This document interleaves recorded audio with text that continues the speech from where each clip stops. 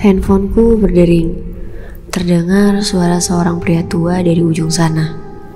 Dia dengan sungkan menyampaikan kabar bahwa ibu dan kakakku sedang sakit parah. Aku hafal betul suara itu.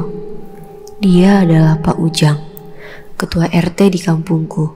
Karena kampungku sangat pelosok, biasanya warga meminjam telepon milik Pak RT untuk berkomunikasi dengan sanak keluarganya yang berada di kota.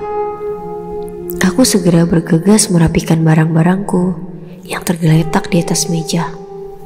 Setelah itu, aku menemui manajerku untuk izin pulang lebih awal sekaligus meminta izin untuk cuti selama 1 minggu.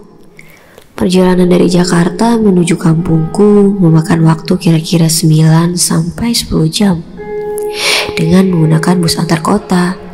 Selama perjalanan, aku terus memikirkan dan masih tak percaya bahwa virus COVID-19 telah menjalar sampai ke kampungku yang lokasinya terpelosok di ujung pegunungan.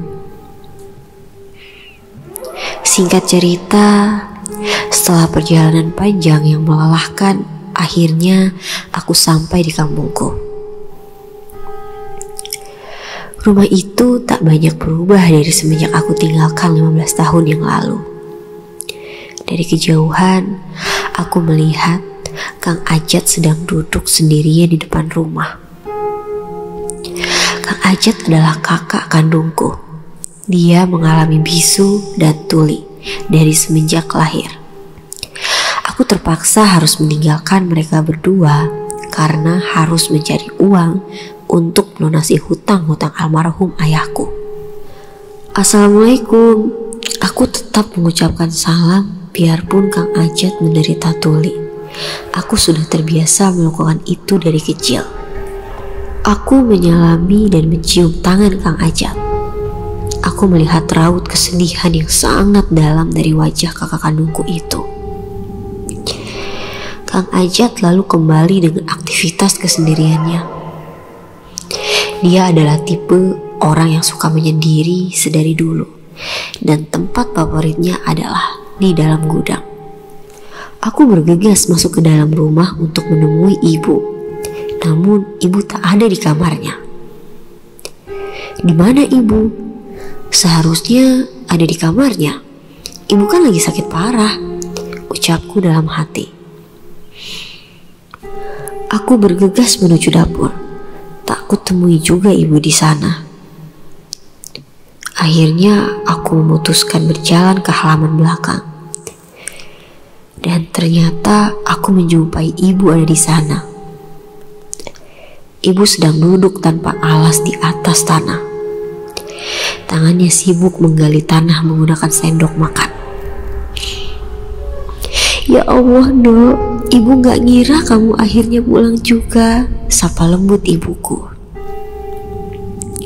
Entah apa yang ada di pikiranku. Aku bingung dan hanya bisa diam. Ibuku terlihat sangat sehat, wajahnya cerah, tak menunjukkan rasa sakit apapun. Mungkin ini akal-akalan ibuku saja biar aku pulang ke rumah. Tapi ya sudahlah. Lagi pula aku pun sudah rindu sama ibu. Waktu berjalan cepat sekali. Tak terasa sudah 2 hari aku di rumah. Aku menjalani aktivitas seperti biasa bersama ibu.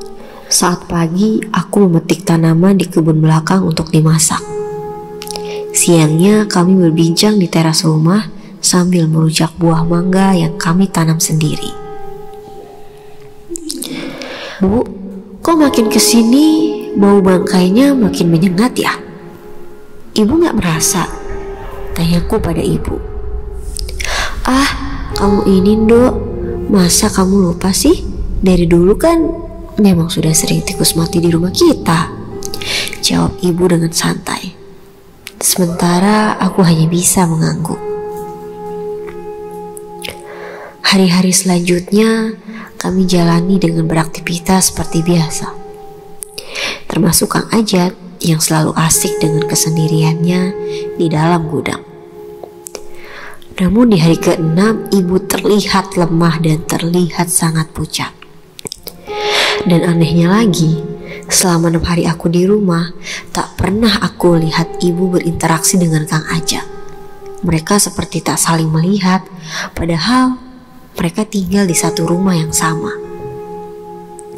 Dok, akhir-akhir ini dedek ibu kok ngerasa sesak ya? Rasanya seperti dikunciin di dalam lemari, ucap ibuku dengan nafas yang terengah-engah.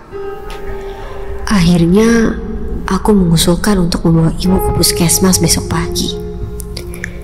Dan malam ini aku menyuruh ibu untuk tidur cepat dan beristirahat. Entah mengapa malam ini aku susah untuk tidur. Selain bau bangkai yang semakin menyengat, ada perasaan yang janggal di hati dan pikiranku. Aku semakin gundah. Aku hanya bisa diam, berbaring di kasur. Aku merasa gerak-gerikku seperti sedang diawasi oleh seseorang. Bau busuk bangkai semakin menyengat. Aku benar-benar sudah tak tahan. Perutku mual dan beberapa kali hampir muntah. Aku akhirnya menyerah. Aku berinisiatif untuk mencari sumber bau busuk tersebut. Aku penasaran, karena bangkai tikus tak mungkin sebusuk ini baunya. Aku pertajam penciumanku untuk mencoba menyusuri di mana sumber bau busuk tersebut.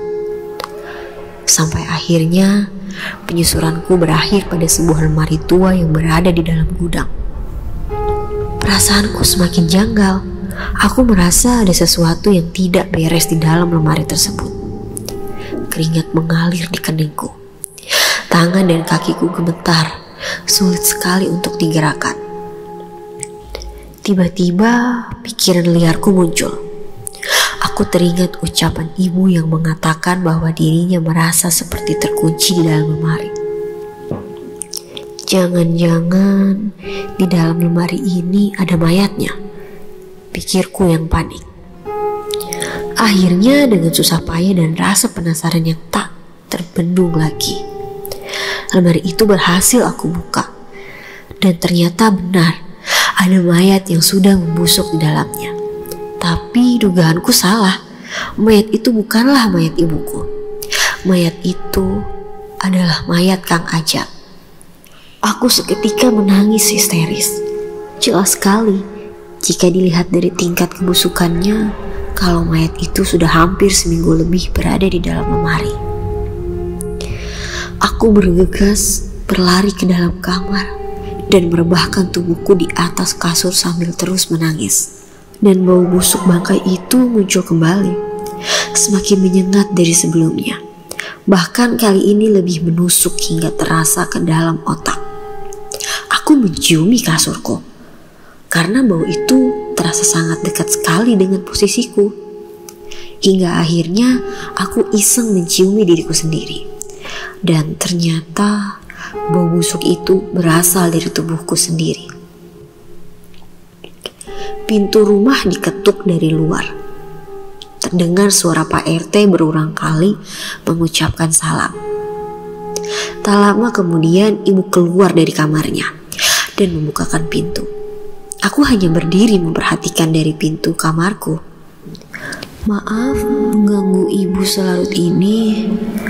Kami baru saja dapat kabar bahwa anak ibu